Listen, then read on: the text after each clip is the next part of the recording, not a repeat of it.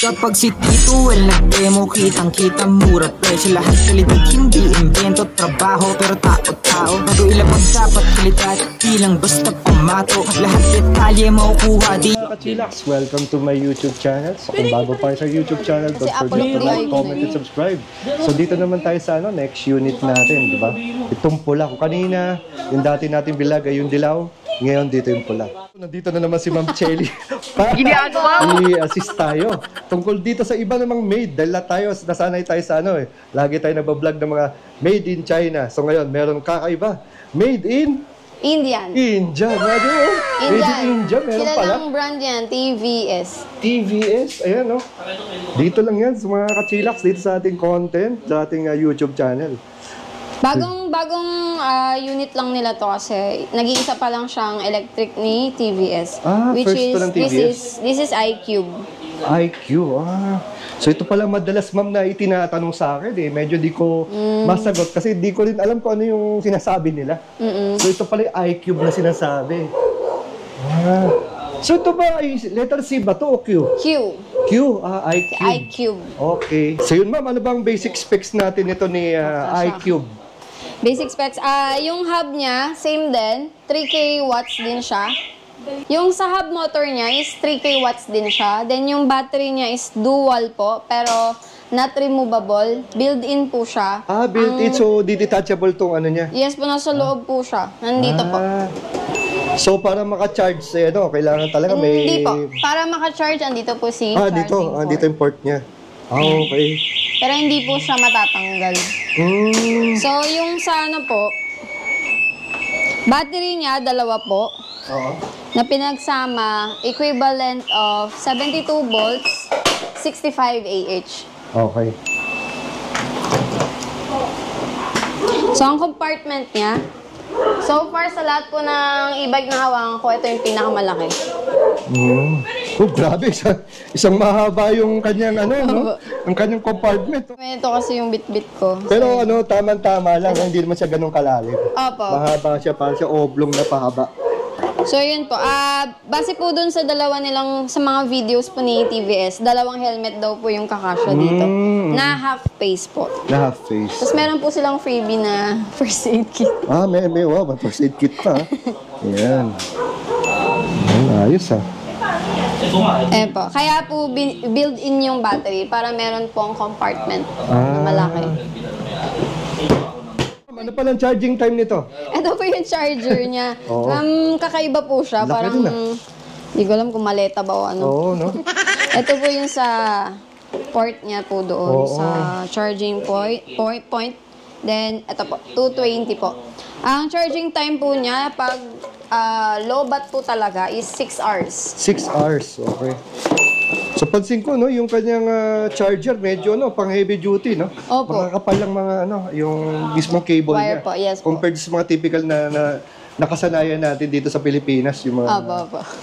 Okay, So, ito rin ba, ma'am? Ito kasi may center stand, may side stand. Ito ba may sensor din? May sensor po siya. Wow, okay. Pagdating po sa safety features, ito po yung marerecommend ko sa inyo. Kasi halos lahat po ng safety features is nandito na po kay iCube. So, matitrace nyo po siya, ma-anti-theft mo siya. For example, pinahiram ko po kay Sir Well yung iCube natin. Tapos sabi niya, around Makati lang. Tapos nakita ko siya, napunta sa Mandaluyong. Pwede ko po siyang patayin using the application po. Wow, gano'n siya katindi, no? Yan po. Then, yun po, anti-theft din. So, hindi po siya keyless. Hindi siya keyless. Opo. So, mano-mano ang susi. So, ngayon po, si Rasby po yung nakapangalan. So, parang sa motor po, i-hold po yung brake, then yung sa on. Para mag-on. Okay. So, yan po siya. Wow. So, pag madilim po, dapat white po yan. Nag-change color din po siya base sa lightning. So, meron po siyang hazard. Ito po hazard. Then, sa parking po, may gagawin pa pong pindot-pindot para po mag-parking siya. Which is, iko-control niya lang po yung mismong e-bike na hindi ka mabibiglang atras, abante, mga ganun po. Then, ilaw po. Ganun lang po siya. So, wala po siyang flashing. So, ito po makikita nyo is joystick po siya para sa settings. Sa settings. Okay. Ito po. Ayan. Para ma-custom nyo po yung mga ibang part ng ano nyo po. Ayan, privacy po, profile nyo po, my vehicle. So, wala pa naman po. So may pagka-high-tech rin to, no? Pati Yes mga po. services nandito na rin. Trip meter po, mache-check nyo po siya. Okay, From trip A. Yan po. So, balik natin. Trip B. Ika nga, Ma'am Chelly, no, parang ano siya, napaka-detailed din ang, Opo, yes ang kanyang monitor. Ha? Parang nakikita ko to sa mga ibang e-car na ano eh. Nare-review ko, meron to si TBJ? Ay, ito, TVS. TBS. Oh. Ayan po. Ayan. So, wait lang. May mga cursor pa dito. So, mahirap siya. Ibang klase ito. High-tech na high-tech ah. Sa signal light niya po, meron siyang left, Ayan, oh. Signal light. then right, then ulitin natin si hazard. Yan, may hazard, oh. Wiper So, tangent, yun, busina. Oh, lakas. Tatabi ako niya. Kulog kasi. So, yun po. Pakita natin yung mode niya po. So, ilan ang modes niya, ma'am? Mode niya, dalawa lang po. Dalawa lang. So, makikita niyo po is eco po siya. Then, power. So, dalawa lang po siya. Aircon ba? Ano ulit ang top speed nito, ma'am? Sa top speed po, sa eco po is nasa 50, 60. Then, yung power po is nasa 99 ata. Wow, bilis Yan din. po. So, ang nag-test drive po nun si Rasby. So, hindi naman po kasi rat-ratera. So, more on range po kasi ako eh. So, try natin si Eco. Naka-side sets. Ayan. Chill lang naman siya, sir. Chill lang. Unlike kay Vapor. Yan. Sa center stand po, 55 ang Eco. Then, power po. Yan, no? 89 89 sa, ano? sa panel po. Saan ulit yung range nito, ma'am?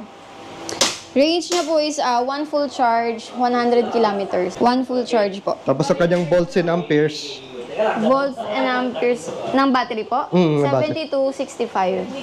72. Oh, taas din ah. 65 AH? 65 AH po. Oh, taas ah. So yun. Then sa side stand po, ganun din po. Ayan po, magde-declare po siya sa panel ng please retouch the side stand. Yan So ang hindi gusto ko, di may po siya mga- under. May mga security yun siya, features. Di po siya na-under kahit throttle po. Naka side stand po. May sensor for safety. Pag tinanggal po natin, i-hold po ulit. Okay na po. Yun, under siya ulit, no? At saka maganda dito, Ma'am Chelly. Pansin ko yung monitor, ang ganda nung ano, Opo. no? Meron Ang po ganda siyang nung auto trip. Tsaka yung mismong picture nung, yun yung power. Opo, kakaiba po siya. Oo, So, maganda, branded oo. din po talaga siya dahil may logo po ni TVS. Oo, ang ganda nung mismong Panel pinapakita, po. panel, no? Yung mga pinapakita. Yun po, yan po, ready to pair po. Pwede din po siyang ma-pair sa cellphone niyo po via application. So, Grabe. ganyan po siya. Super high-tech talaga itong ano, ah. Kakaiba. First time din ako nito, medyo ganitong itsura. Yung dito po is combi brake po ito eh. Combi brake. Opo. Ito ba, ma'am, may ABS na? Anti-brake system, Hindi, CBS pa din. CBS pa rin. CBS, combi brake Combi pa rin. brake system, Opo. oo. So, yun. Test drive mo siya, sir, mamaya. No? Both. Grabe. Maganda. Ganda nito, ah. Smart Connect, eh. Smart Connect. Nakalagay po talaga. So, sa power po ng performance niya is chill lang naman po talaga kung tutuusin. Ma'am Chelly, pinakaantay ng lahat. Ano SRP natin ni TVS? Si TVS iQube is, for the cash, is 180,000. Then, open siya for installment kay Motor Ace na dealership po. Not sure kung which branch, but you can inquire na lang po sa mga Motor Ace dealer regarding po kay iQube. So, ang down payment niya is isa lang, 22,000. Then, meron siyang 1, 2, and 3 years din na options. Yun. Pagdating ma'am sa warranty nito ni TVS? Same din. 2 years po. Not sure kung battery and what sa body po. Basta 2 years po. So ito, di susi lang to ma'am, no? Yan, susi. Tapos, wow, ganda oh. Ganda ng mga kachilaks. Oh, ganda ng monitor. Preno tsaka Freno. on. Parang motor, no? So hindi ito yung mga usual na may ready lang na... So ito, preno, handle, ayun. Sabay. Brake lever, tapos ito, para sa motor nga. Yan. Tapos dito din sir yung mode power. Dito yung mode. Okay. So dalawang may modes to, eco and power. Ayan. Then ilaw po. Ganito yung mga ilaw. Yun. Tapos signal. Signal. Medyo madilim kasi.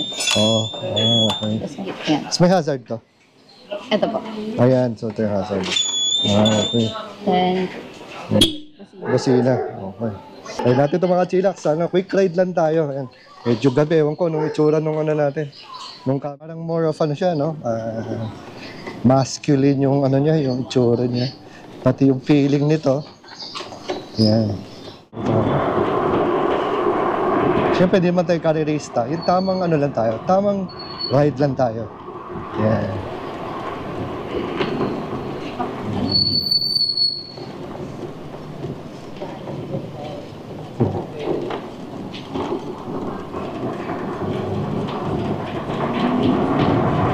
So, maganda yung nito performance nito very smooth yung yung throttle nito. Pero dahil medyo may kabigatan siya, yung weight ng scooter, kapit na kapit tuloy sa daan. So hindi yung parang sobrang lambot, di ba? Na parang lili pa rin yung yung scooter mo. Dito, stable siya. Kasi nga may kabigatan yung may kabigatan yung scooter. Tapos yung kanyang side mirror naman, nakikita nyo. So okay yung gulong nito. Siguro malapad yung gulong nito. Bukan natin ito. Yan, power. Okay So, hindi porkit tayo, nagpalit tayo ng speed Di ba, iba pa napapalit ng speed kumakadyot sa sobrang bilis. Ito siguro, bibilis siya yung hanggang 50 lang. Siguro, pagka ito naka-power mode, mas matulin yung top speed niya. Subukan natin. Ayan.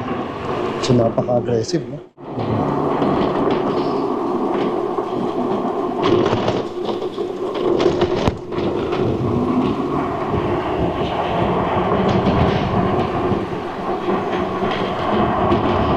So, yan, Yan ang kanyang preno, hindi ka basta, smooth lang siya kahit galing ka sa, sa fast speed.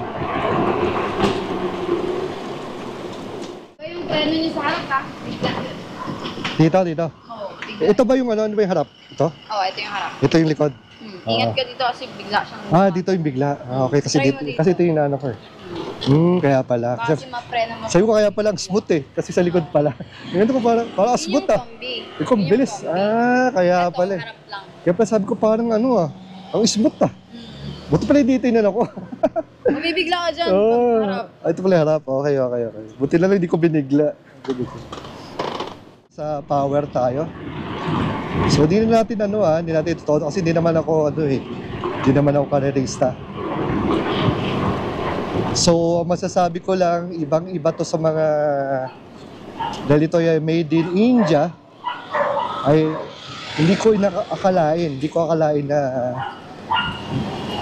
na okay din pala, iba rin yung feeling ng ng gawa sa India. Kasi ito kilalang kilala itong brand daw na to sa lugar nila. Kasi nga napaka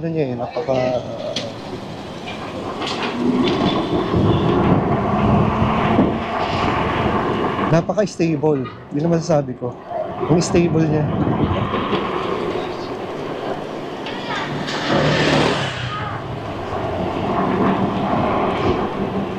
And yung pagka tinatrattle mo, bilis. Ang bilis ng kanyang reaction time. hindi ka bitin sa reaction time niya. Handling, okay. Gamit ko kasi yun eh. Ito pala yung ano. Itong sa right side natin mga kachilax, yung preno sa harapan lang. So pag ito ginamit mo, pwede kang tumilapon. Kaya medyo iwas ka na lang siguro dito sa ano na to, sa kanan na to. Kasi ang lakas eh. Tsaka pwede ka madisgrasya. Unlike ito sa kaliwa, ito yung CBS nila, Combined Braking System. Kung ang maganda, very equal na equal, patas. Ikaw nga, pantay yung preno, pantay yung feeling. Wow! Ayan. So ito naman vapor ang ating ite-testing si vapor. Yellow. So, since na bago pa tong si TVS iQube, bisita na lang kayo sa Budaraj at mag-test ride. So, ilalagay ko lang dito yung kanilang Facebook page at contact number. So, sa ngayon, ayan, sana nagustuhan niyo ating munting content. Ito yung quick ride lang. Siguro in the future, mas mahiram ko to na mas matagal para medyo mas in-depth review. So, till here, this is Well Esquila. Ride safe and God bless.